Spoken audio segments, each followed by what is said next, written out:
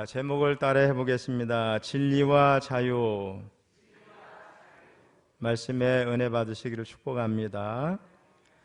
오늘 본문은 예수님이 예루살렘에서 유대인들과 아주 치열하게 나눈 대화 가운데 일부분인데, 본문을 통해서 우리는 진리가 우리를 자유롭게 한다는 사실을 깨닫게 됩니다. 자, 그런데 오늘 본문 말씀을 제대로 이해를 했다면 우리는 두 가지 질문에 답을 할 수 있어야 됩니다. 하나는 뭐냐? 진리가 무엇인가? 다른 하나는 진리를 통해서 자유롭게 되는 건 뭔가? 오늘 여러분 말씀을 잘 듣고 언제든지 답할 수 있으면 좋겠습니다. 먼저 진리가 뭔가? 진리에 대한 사전적 의미는 언제 어디서나 변치 않는 법칙이나 원리, 이렇게 되어 있습니다. 진리는 불변해야 되겠죠? 또 진리는 일관성이 있어야 되겠죠? 또 진리는 누구나 받아들일 수 있도록 보편적이어야 되고 타당해야 되겠죠.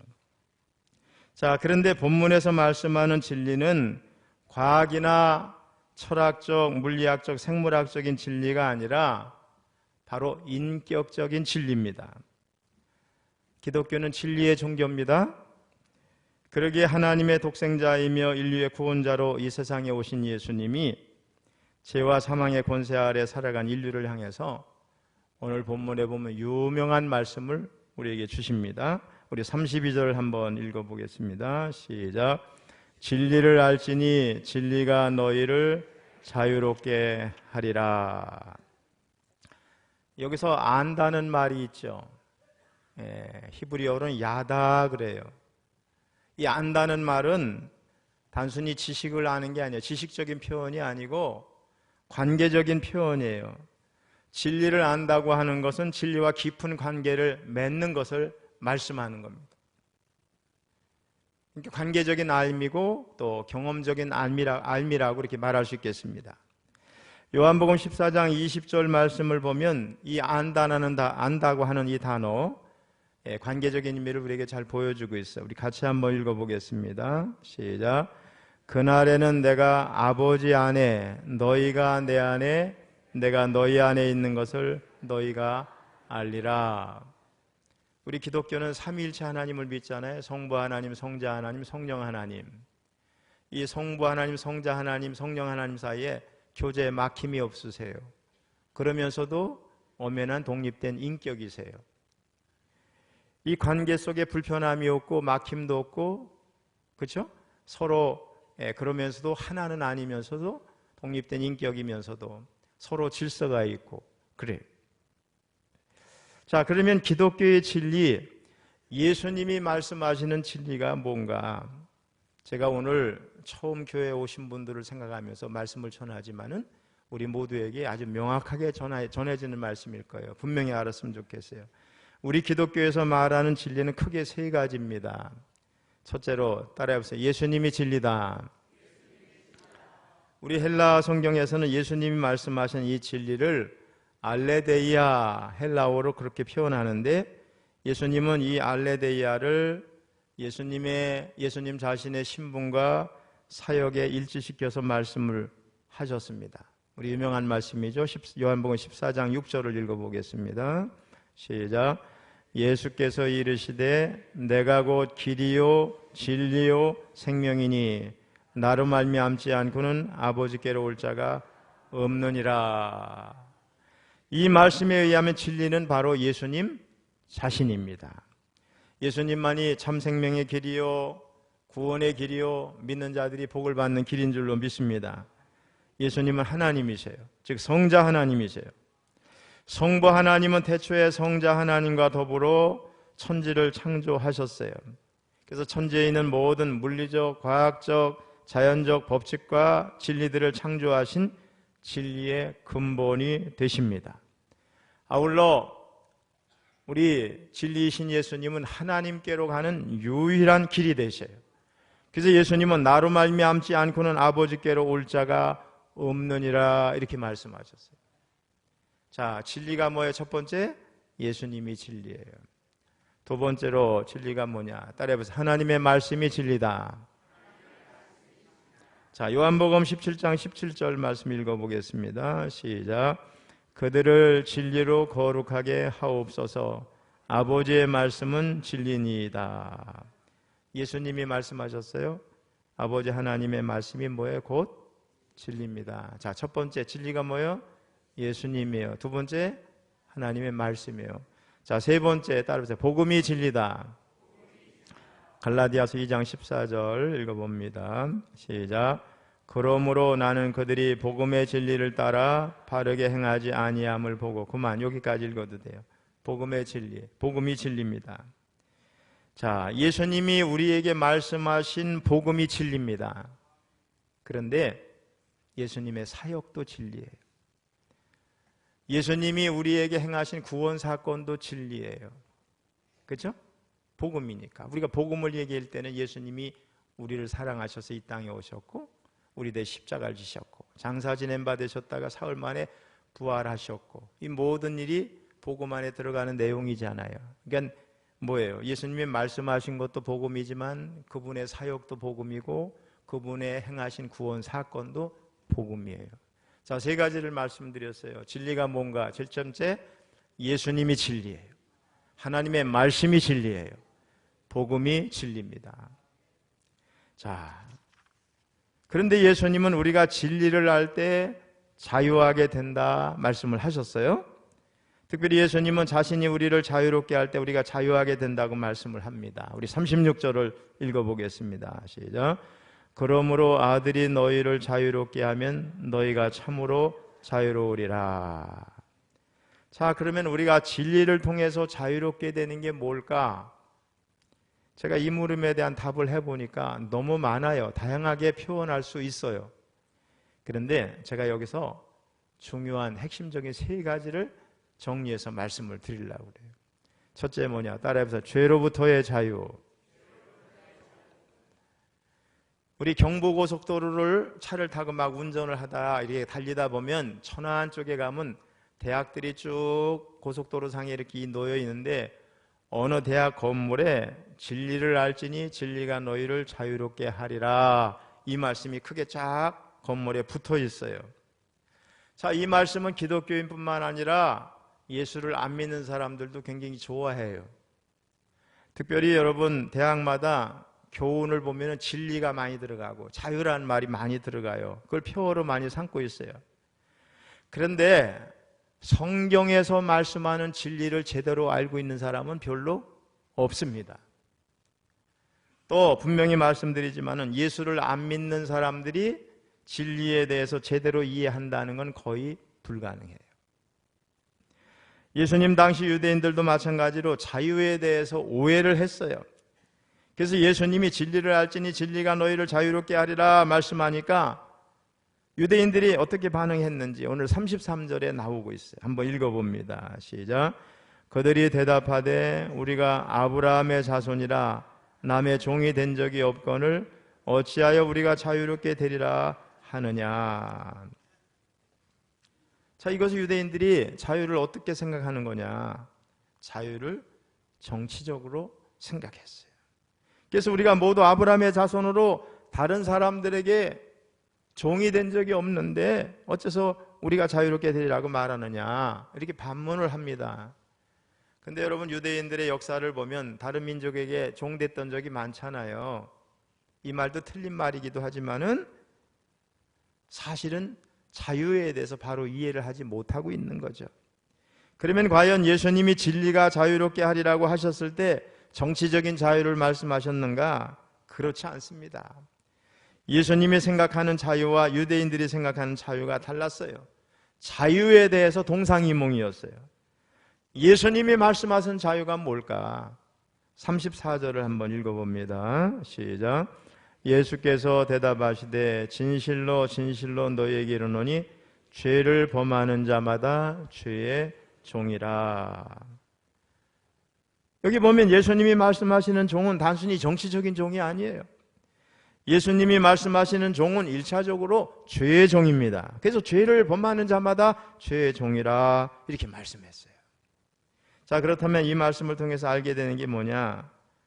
단순히 정치적인 속박에서 벗어나는 게 자유냐? 아니에요. 죄의 종로를 타는 데서 자유하는 것, 죄의 노예, 죄의 속박에서 자유하는 겁니다. 특별히 그러면 죄로부터 자유하다 할 때 이건 뭐냐? 죄를 안 짓는다는 말이냐? 그게 아니에요. 예수 믿고 원죄의 사함을 받았지만은 우리가 연약해서 끊임없이 죄를 또 짓게 됩니다. 하지만 그때마다 죄를 처리할 수 있는 특권이 우리에게 주어졌다는 거예요. 그 죄를 인정하고 자백하기만 하면 모든 허물과 죄를 용서해 주시겠다고 하는 특권을 가진 것, 이것이 죄로부터의 자유입니다. 예수를 안 믿는 사람들은 죄의 문제를 해결할 수가 없어요. 눈에 보이는 일은 형사적 이런 거 말고 그런 거는 법적으로 재판을 받아서 처벌을 받고 감옥에 갔다 오든지 어쨌든 해결하는 방법이 그런 쪽이잖아요. 자, 그런데 우리가 마음으로 지은 죄에서부터 어쨌든 우리가 영적으로 지은 모든 죄들을 어떻게 해결할 거냐 이거예요. 우리 예수 믿는 사람들은 그 죄를 가지고 주님 앞에 나와서 진실한 마음으로 고백하고 용서를 구하면 어떻게 해요? 우리 하나님께서 용서해 주십니다. 그래서 이것이 죄로부터의 자유, 엄청난 자유죠. 죄의 문제는 오직 예수님만이 해결하실 수 있습니다. 세상은 자기 마음대로 할 수 있는 것을 자유라고 생각을 해요. 제가 초등학교 다닐 때 한 5학년 때인지 그래요. 선생님이 맨날 우리 어린 아이들에게 그렇게 말씀하시는 게 뭐냐면 옆에 있는 친구 툭 때리고 자유라고 말하는 거 자유가 아니래요. 그건 진정한 자유가 아니래요. 자유라고 하는 거는 책임을 질 수 있는 게 자유라는 거예요. 아마도 일제시대를 지나면서 자유의 개념이 우리 민족에게 정확히 정착이 안 된 상태에서 남에게 함부로 하면서 남에게 피해를 주면서도 자유라고 하는 게 잘못됐음을 선생님이 가르쳐 주신 것 같아요. 여러분, 세상은 자기 마음대로 할 수 있는 게 자유라고 생각하지만 실상 마음대로의 결과는 언제나 파멸밖에 없는 것입니다. 여러분. 인간의 본성이 죄인이기 때문에 마음대로 한 결과는 파멸이죠. 그런데 감사하게도 예수님은 우리가 죄의 종이라는 걸 알려주셨어요. 그리고 진리이신 예수님을 알게 되면 죄의 종된 신분으로부터 자유롭게 된다 이렇게 말씀하셨어요. 그 비결은 예수님의 말씀대로 사는 거예요. 죄의 본성이 이끄는 것을 예수의 이름으로 물리치는 거예요. 예수님의 보혈의 능력으로 나의 구속과 배습과 악습과 중독과 악한 욕망을 그만 끊어내는 거예요. 자, 진리가 뭐예요? 예수님이 진리예요. 하나님의 말씀이 진리예요. 복음이 진리예요. 진리가 우리를 자유롭게 한다 할 때 첫 번째 뭐에서 자유해요? 죄로부터 자유한 거예요. 두 번째 따라보세요. 죽음으로부터의 자유. 우리가 진리를 하면, 다시 말하면 예수님을 만나면 구원받으면, 두 번째 우리는 뭐로부터 자유해요? 죽음으로부터. 자, 죽음은 그만이다? 아닙니다. 죽음은 이사가는 일이에요. 예수 믿은 사람은 하나님 앞으로 이사가는 거예요. 예수 안 믿은 사람은 지옥으로 이사가는 일입니다. 그러므로 예수 믿은 우리는 하늘나라의 소망으로 살아갑니다. 그래서 심지어 부모님이 돌아가셨어도 어떻게 해요? 예수 믿는 사람은 뭐예요? 찬송을 불러요. 안 믿는 사람이 볼 때는 참 이상한 거죠, 여러분. 찬송 중에는 즐겁고 기쁜 찬송도 있어요. 우리 부모님이 건강하게 사시다가 오래오래 장수하시고 하나님 나라 가셨으니 감사하다, 그 나라에서 평안한 안식을 누린다면서 기쁘게 찬양도 해요. 안 믿는 사람이 이해할 수가 없죠. 단순히 죽었다가 아니라 천국으로 가셨다, 천국 환송 예배란 타이틀로 예배도 드려요. 왜 그래요? 천국에 대한 소망이 너무나 분명하기 때문에 그런 줄로 믿습니다. 그런데 불신자들은 죽음을 앞두고 너무나 두려워해요. 왜 그래요? 죽음에 대한 준비와 죽음 이후에 대한 소망이 없기 때문에 그렇습니다. 1980년 3월입니다. 프랑스 파리의 부르세 병원에 한 세기를 떠들썩하게 하던 최고의 지성인이라고 불리던 한 사람이 병원에 입원을 했어요. 요독중, 폐수종을 앓았던 그는 한 달 동안 병원에서 의사에게 막 소리를 지르고 간호사에게 소리를 지르고 병문안 온 사람들에게 막 난리를 피고 발악을 했습니다. 20세기 최고의 지성이라는 이름에 전혀 걸맞지 않는 동물 같은 행동을 보여주었어요. 그러면서도 그는 죽음에 대한 공포와 불안 때문에 자기의 병명이 뭔지를 자기 옆에 있는 아내에게도 묻지를 못했고, 아내 역시 자기 남편이 죽는다고 하는 두려움 때문에 그 병명을 알려주지 못했어요. 소리치고 발악하고 괴로워하고 있는 남편의 곁에서 위로도 못하고 지켜보기만 했던 그 가련한 여인과 최고의 지성인이 누군가? 이 두 사람은 인간 존재와 자유라는 이름하에 수많은 논문을 쓰고 수필을 쓰고 또한 주옥 같은 글을 남기면서 많은 사람들에게 깊은 충격과 아울러 감명을 주었던 실존주의 철학자 사르트르라는 사람이에요. 그의 부인은 사실 계약 결혼했으니까 법적인 부분은 아니지만 보부아르라고 하는 여인이에요. 사르트르 유명하잖아요. 보부아르 그 부인. 실제로 1929년에 치러진 프랑스 철학교수 임용시험에서 사르트르가 1등을 했어요. 같이 동거하고 있는 보부아르가 2등을 했어요. 최고의 지성인이 만나서 부부가 된 거예요. 1980년 4월 15일 입원한 지 한 달 만에 사르트르는 병원에서 그렇게 세상을 떠났습니다. 자, 그런데 그가 죽고 난 후에 프랑스의 학자들과 신문들이 막 떠들어대기 시작했어요. 인간의 자유와 책임 그리고 인간의 주관성을 중요하게 생각하는 실존주의에 대해서 담대하게 담론을 펼쳤던 대철학자 최고의 지성인 사르트르가 왜 죽음 앞에서 저렇게 비참한 행동을 했을까? 인간 자신이 가장 중요한 주체이고 죽음으로부터 자유할 수 있다고 그렇게 외쳤던 실존주의자, 그의 마지막이 저렇게 초라하고 비참했던 이유가 뭘까? 그의 마지막 순간이 그가 논문을 쓰고 강연하고 주장하던 인간 실존의 자유와는 전혀 결이 다른 상당히 이율배반적인 모습에 사람들이 당황을 했습니다.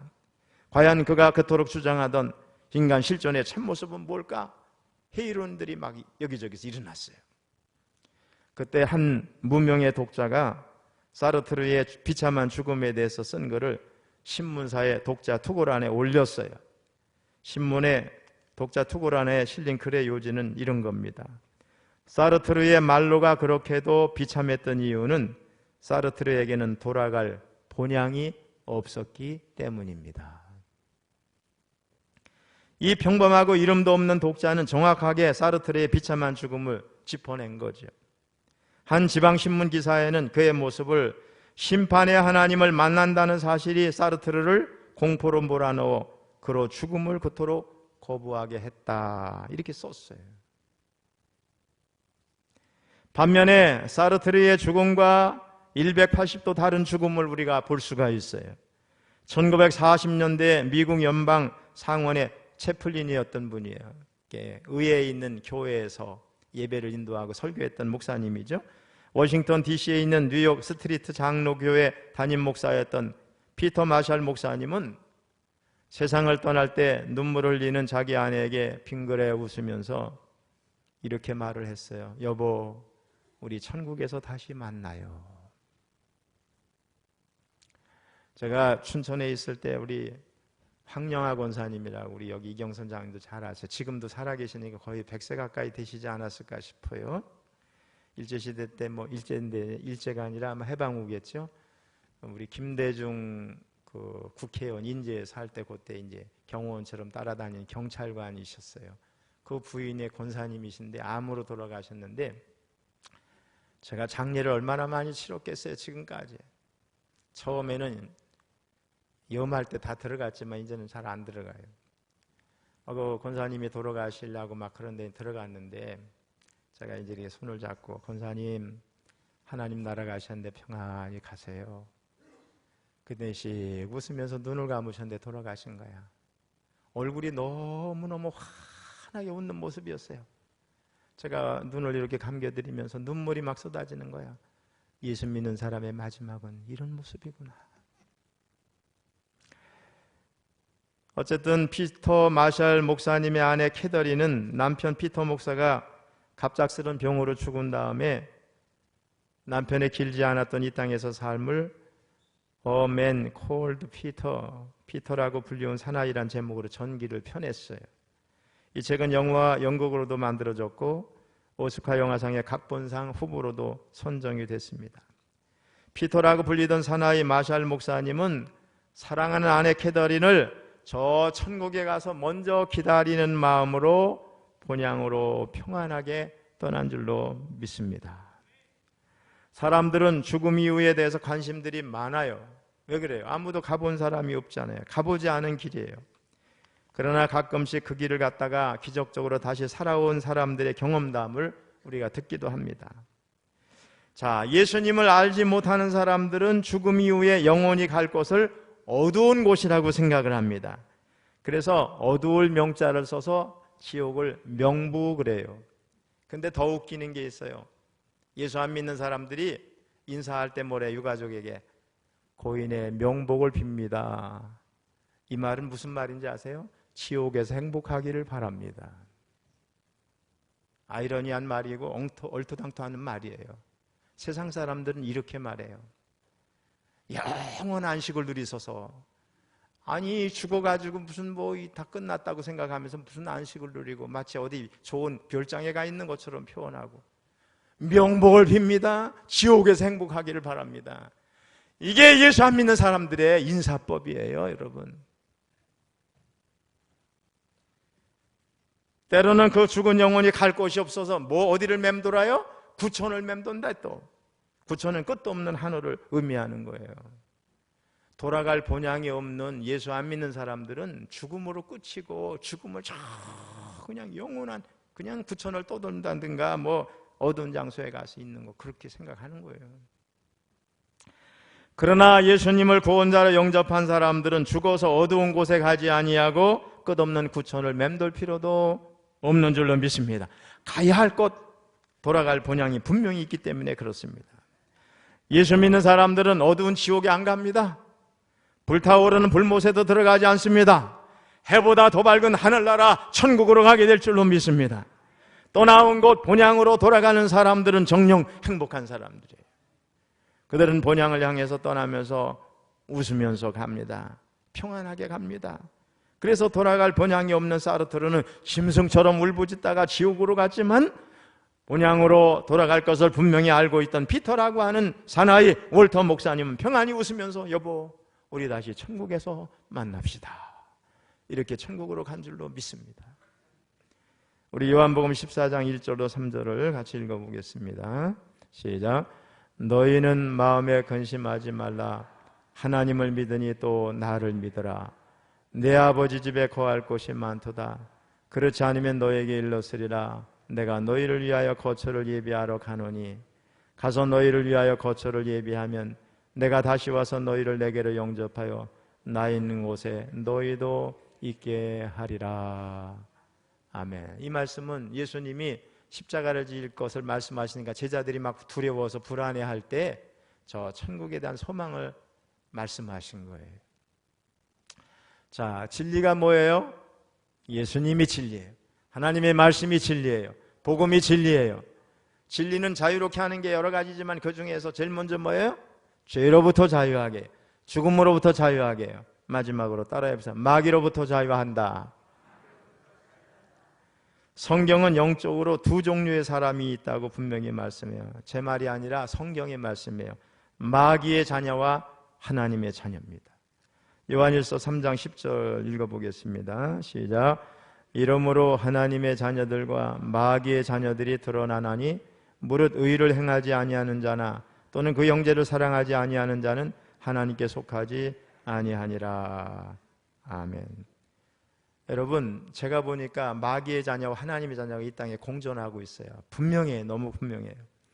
마귀의 자녀들은 영적으로 죽은 사람들이에요. 하나님을 알지 못해요. 그래서 하나님을 기쁘게 하기보다는 뭘 좋아해요? 세상 풍조를 따르고 공중의 권세 잡은 자 마귀를 따라 산다고 성경에 말씀하고 있어요. 에베소서 2장 2절을 읽어보겠습니다. 시작. 그때 너희는 그 가운데서 행하여 이 세상 풍조를 따르고 공중의 권세 잡은 자를 따랐으니 곧 지금 불순종의 아들들 가운데서 역사하는 영이라. 아멘. 제가 증명할게요. 여러분에게 여러 번 말씀드렸어요. 예수 안 믿는 사람들이 말하는 손 없는 날이라고 들어보셨잖아요. 옛날 사람들이 이사를 갈 때나 결혼할 때 큰 행사가 있을 때 손 없는 날을 길일로 택해가지고 그날 하잖아요. 근데 여기서 손이 뭐냐? 바로 동서남북 네 곳을 이리저리 옮겨 다니면서 사람의 일을 방해하는 귀신이 손이에요. 손 없는 날을 가리는 방법이 의외로 간단한데, 음력으로 1이나 2가 들어가는 날은 동쪽에 귀신이 있어요. 3이나 4가 들어가는 날은 남쪽에 귀신이 있어요. 5나 6이 들어가는 날은 서쪽에 귀신이 있어요. 7이나 8이 들어가는 날은 북쪽에 있어요. 근데 맨 마지막에 9와 10이 들어가는 날은 손이 하늘로 올라가는 거야. 귀신이 잠깐 하늘로 올라가 휴가를 가요? 이 날을 손 없는 날이라고 그래요. 그래서 농협에서 나오는 달력 다 보면 손 없는 날이 표시가 돼 있어요. 귀신이 없는 날 감쪽같이 헤쳐야 되기 때문에 귀를 택하는 거야, 그날. 여기 다 공감하시죠? 혹시 교회 나오면서도 그거 따진다 그러면 여전히 귀신의 종로 타는 거야. 오늘날에도 믿음이 없는 사람들은 귀신을 두려워해서 귀신이 없는 날을 길일로 택해가지고 경사를 치르죠. 우리 예수 믿는 사람은 월요일도 좋은 날, 화요일도 좋은 날, 수요일도 좋은 날, 모든 날이 더 좋은 날이야. 우리는 얽매임이 없어. 오, 자유야, 자유, 자유. 근데 예수 안 믿는 사람들은 항상 길이를 택하는데 그게 하나같이 뭐예요? 귀신이 없는 날이야. 구자 영자 들어가는 손 없는 날을 따지는 거예요. 요즘에 주변에 다 그렇죠? 여기 마음에 찔리는 사람은 오늘 정확히 알았으면 다음부터 그거 따지지 마세요. 귀신 휴가 간 날 따지지 말란 얘기예요. 귀신은 이렇게 정기적으로 휴가를 가? 구자 영자 들어갈 때만. 제주도에 가면은 지금도 신구간이라는 게 있어요. 한번 따라봐. 신구간. 한자로 새신자와 옛구자 사이간자를 쓰는 거야. 과거와 현재 그 사이를 신구간이라고 그래요. 제 동생이 지금 제주도 목회하니까 많이 듣잖아요. 제주도의 전통 풍습인데, 한 해의 마지막 절기이자 가장 춥다고 알려진 대한이 지나고 5일째부터 새해 첫 절기 봄이 시작되는 입춘전 3일까지 약 일주일을 신구간이라고 그래요. 근데 신구간은 신구세관 교승기간, 이런 한자의 줄임말인데 여기서 관이 뭐냐? 귀신입니다. 해석하자면 지상의 모든 귀신들이 서로 임무를 교대하는 기간이에요. 제주도에는 대문을 지키는 문전신이 있어요. 집안을 지키는 성주신도 있어요. 달걀 귀신도 있어요. 화장실 귀신도 있어요. 부엌 귀신도 있어요. 인간의 기륭화복을 주관하는 귀신 토속신이 1만 8천 개가 있어요. 그런 귀신들이 한 해의 임무를 마치고서 전부 하늘로 올라가서 임무 교대를 하는 거야. 근데 다음 장소에 임무 교대에서 가야 할 귀신이 미적대다가 부임을 미처 못하는 시간이 신구간이야. 무슨 말인지 이해가 되시죠? 귀신들이 임무 교대를 하는 거야. 그리고 자기 자리에 부임을 해야 하는데 아직 부임하지 못한 그 일주일간을 뭐라고 한다고요? 신구간이라는 거예요. 이때 이사를 하고 부엌을 고치고 문도 고치고 화장실도 고치고 외양간도 고치고 울타리도 고치고 나무배기, 집안 행사를 그때 다 하는 거예요. 제주도 사람들은 이런 걸 일상에서 안 하고 꼭 신구간에 맞춰서 한다고 하는 거예요. 왜? 그때 탈이 없는 거야. 귀신이 해코지를 안 하니까. 그래서 교인들 중에서도 주일날 교회를 못 오는 사람들이 신구간에 생기는 거예요. 왜 그러냐? 안 믿는 사람이 이사 오고 이사 가야 되니까 집을 내줘야 되는데 그날 꼭 와야 된다고 그러니까. 그래서 제가 동생한테 이번 주간에 우리 제주도 신구간이라고 그래요. 그 얘기는 뭐야? 우리 교인 중에서도 할 수 없이 교회 못 나오는 한두 명이 생긴다 이 얘기야. 특별히 복음을 전하다 보면은 자주 이런 얘기를 듣게 돼요. 천주교에서는 제사를 지내도 괜찮다는데 왜 교회를 가면 길을 쓰고 제사를 반대하나요? 제사만 허용한다면 나도 교회를 갈 수 있을 텐데. 이것을 보면 제사 문제가 예수님을 믿지 못하게 하는 가장 큰 걸림돌 중에 하나라는 걸 알 수가 있어요. 악한 마귀가 제사를 이용해서 사람들이 하나님께 나와 구원받는 길을 막고 있는 겁니다. 사실 우리 역사를 거슬러 올라가면요, 고려시대, 신라시대, 고구려시대, 백제시대 조상에게 제사를 지냈다는 기록이 하나도 없습니다. 제사는 단지 조선 왕조 500년 동안 지켜온 의식이에요. 제사는 13세기 이후에 그것도 왕가의 강요에 의해서 마지못해 생겨난 거예요. 제사는 인간 본성에 근거한 것도 아니고 본래 한국 사람이 해오던 전통도 아니에요. 그럼 왜 이 제사가 우리나라에 다른 나라에도 없는 게 있느냐? 태조 이성계가 조선을 세울 때 성을 바꿨어. 이걸 역성혁명이라고 그래요. 그러니 백성의 민심이 떨어져 있으니까 좀 백성들의 민심을 사야 되는데 부모를 잘 섬긴다고 이런 거 가르치고 유교를 가르치면 왕에게도 충성하겠자 하는 마음으로 왕가를 중심으로 제사를 드리면서 이걸 전파하라고 명령을 한 거예요. 그래서 양반들이 이제 하나둘 따라 하다가 안 믿는, 양반이 아닌 사람도 양반 흉내를 내려면 어떻게 해야 돼? 제사를 드려야 되는 거예요.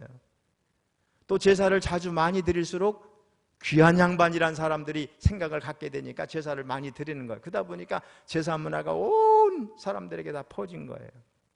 그래서 제사 따라한 사람은 여기 양반이하고 쌍놈이 많아. 뭐 속된 말이지만은 조선시대 고려시대 뭐 양반이 초기에는 5%도 안 됐으니까. 그러니까 지금 제사를 고집하고 있는 사람의 상당수는 그것도 모르고 뭐라 그러는 거야? 나 양반인 척 하면서 제사를 드리는 거야. 그거 안 하면 내가 양반이 아닌 것처럼 오해받을까 봐.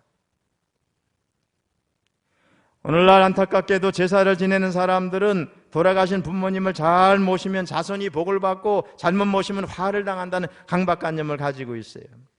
죽은 조상을 가정의 보호자로 모시려는 심리를 가지고 있는데 사실 제사는요, 부모 공경을 하는 게 아니고 귀신을 섬기는 행위예요. 성경이 명확하게 말하고 있어요. 자, 고린도전서 10장 20절을 한번 읽어봅니다. 시작. 무릇 이방인이 제사하는 것은 귀신에게 하는 것이요 하나님께 제사하는 것이 아니니 나는 너희가 귀신과 교제하는 자가 되기를 원하지 아니하노라. 제사를 드리면 죽은 귀신이, 조상 귀신이 와서 먹는 게 아니고 더러운 귀신들이 때로 몰려오는 거예요. 그래서 제사는 복을 가져오는 게 아니라 뭐예요? 더러운 귀신들만 떼거리로 몰려오게 하는 거예요. 조상의 묘지를 잘 쓰면 후손이 출세하나요? 명당이라는 게 뭐예요? 풍수지리설에서 원래 명당은요, 물이 차지 않는 곳이 명당이고 개발이 안 돼서 무덤이 훼손되지 않을 자리가 명당인 거야. 산속에 조용한 데 이런 데가. 명당이 무슨 의미예요? 물구덩이에다 시신 넣어놓으면 썩지도 않잖아요. 명당이라는 게 그런 거건데 전부 나중에 이상한 짓을 해가지고 뭐 돈 받아먹고 다 그러는 거야. 다 속고 있는 거야. 여러분, 조상 묘지 가서 열심히 제사하면 후손이 잘 되나요? 그러면 저는 망해야 돼. 우리 할아버지가 저 성 안에 미군 부대 큰 데 안에 탄약고 옆에 모셔져 있어요. 묘지가. 왜? 저희 고문의 산이었어요, 거기에. 그래서 이제 지금은 군인들이 다 탄약이 있으니까 잘 못 들어가기도 하지만 안 가요, 이젠. 저희 아버지 건강하실 때는 그래도 뭐 한 10여 년 전에 갔다 왔나? 지금은 뭐 어떤지도 몰라. 몇십 년 된 묘지 속에 뭐가 있어? 뼈는 다 썩어서 아무것도 없는 거지. 거기 가서 뭐 절한다고 복을 받아요? 저희 여기 다 우리 식구도 있거든요. 안 가거든요? 그럼 망해야지. 다 가짜에 현혹되고 있는 거야. 다 귀신에 붙들려 살고 있는 거야. 예수 안 믿으면 손 없는 날 따지고 제사에 그거 고집하는 거야. 그거 가지고 양반인 척 하고서 조선시대에 속은 줄도 모르고요. 제사 지내면 죽은 귀신이 뭘 와? 지옥을 가든지 천국에 가는 건데 오긴 누가 와? 귀신들이 몰려오는 거, 귀신들이 몰려오는 거예요. 근데 여러분, 마귀의 종로를 하면서 살던 사람이 예수님을 믿으면 어떻게 되는가? 신분이 변화된다는 거예요. 마귀의 자녀에서 하나님의 자녀가 되는 거예요. 요한복음 1장 12절 한번 읽어봅니다. 시작. 영접하는 자 곧 그 이름을 믿는 자들에게는 하나님의 자녀가 되는 권세를 주셨으니. 할렐루야. 여러분, 하나님의 자녀가 된 줄로 믿습니다. 이제는 손 없는 날 따질 것도 없어요. 제사 같은 거 드릴 필요도 없어. 그렇다고 부모에게 불효하라는 뜻이 아니에요. 예수 믿는 사람은 성경의 10계명에 부모에게 효도하라고 돼 있어요. 더 잘해야 돼. 괜히 살아계실 땐 효도도 안 하면서 죽고 나서 그냥 음식 그냥 다리가 부러질 때 차려가지고 지나 처먹으려고. 그런 거 하지 말란 얘기야. 그런 거 하지 말란 얘기야. 그냥 저기 영안실에 가면 그 제상 차리잖아요. 그 한 상이 얼마야? 저 서울 같은 데 큰데 하는 사람, 정치인들 이런 사람, 돈 있는 사람 한 사람이 막 100만 원, 200만 원 받아요. 그러면 조금 이따 자주 갈잖아요. 가면 사과 하나 바꾸고 다시 들여와. 그냥 엉터리야, 엉터리. 여러분, 똑바로 정신 차려야 돼. 그리고 예수를 믿고 나서 신분이 바뀌면 이제는 하나님의 말씀과 하나님의 영이신 성령을 따라서 성령의 열매를 맺는데, 우리 갈라디아서 5장 22절 23절 읽어봅니다. 시작. 오직 성령의 열매는 사랑과 희락과 화평과 오래 참음과 자비와 양성과 충성과 온유와 절제니 이 같은 것을 금지할 법이 없느니라.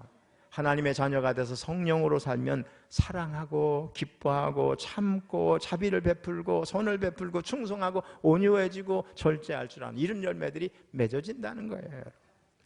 이렇게 예수를 믿고 나면 세상 풍조와 마귀로부터 자유하게 되니 얼마나 감사한 일인가요, 여러분? 여기 오늘 처음 오신 분들 등록하라고 막 강요하는 것처럼 보이니까 이름 적어낸 사람들 있죠? 예수 믿으면 구원받고 복이 임하는 거예요. 예수를 모르니까 마귀의 자녀가 돼서 손 없는 을 딸을 따지고 귀신을 섬기는 거예요. 여러분 정신 차려야 돼요. 다 지옥 가는 겁니다. 그래서 여러분, 사랑하는 성도 여러분, 진리가 뭐예요? 말씀드렸어요. 진리는 예수님이에요. 하나님의 말씀이에요. 복음입니다. 그러면 진리를 알고 있는 여러분 자유합니까? 죄로부터 자유하시기를 축복합니다. 죽음으로부터 자유하시기를 축복합니다. 마귀로부터 자유하시기를 축복합니다. 이런 죽음 이후에 어떻게 되는지를 정확히 하면 자유하는 거예요. 아, 내가 죽으면 천국 가는구나. 모르면 불안한 거예요. 적절한 비유가 될지 모르겠어요. 제가 운전이 미숙할 때 오래전에 친구가 저 쌍용에서 목회를 해서 거기를 밤에 저 입사를 가는데 얼마나 불안한지 몰라. 길을 모르니까. 자동차는 익숙하지 않고 운전은. 모르면 불안한 거예요. 만일 근데 제가 이 길을 가면 어떤 길이 나오고 여기 길 가면 뭐가 있고 여기 가면 신호가 있다는 걸 정확히 알면 자유하죠? 여러분 늘 다니는 길은 편안해. 안전해. 어디쯤 가면 신호가 있어. 콧노래 부르면서 운전하자. 왜? 알고 있으니까. 천국이 어딘지를 아는 사람은 자유하게 되는 줄로 믿습니다. 죽음은 어떻게 되는지를 아는 사람은 죽음으로부터 자유한 거예요. 할렐루야. 진리를 아는 사람은 자유한 거예요. 여러분은 스스로 믿음이 좋다고 생각할지 모르지만 자주 이런 것으로부터 자유하지 못해서 하나님이 우리에게 약속한 평강, 기쁨, 의를 잃어버릴 때가 있어요. 그때마다 여러분을 보로로 묶고 있는 그 사슬을 부수는 권능의 말씀 외치시기 바랍니다. 따라해보자. 진리를 알지니 진리가 너희를 자유롭게 하리라. 할렐루야. 한번 손을 크게 이렇게 펴보세요. 오자요, 오자요, 오자요, 나는 자유하리라. 그 다음엔 안 하겠어요. 그 뒤에 비록 얽매였으나 이렇게 돼. 시간상. 오자요. 예수 믿는 사람은 자유예요. 여러분, 죄로부터 자유하시기를 축원합니다. 죽음으로부터 자유하시기를 축원합니다. 마귀로부터 자유하시기를 축원합니다. 어떻게 해요? 예수를 믿고 구원자가 되면, 구원받으면 자유하게 될 줄로 믿습니다. 이 자유를 누리시기를 주님의 이름으로 축원합니다. 축원합니다.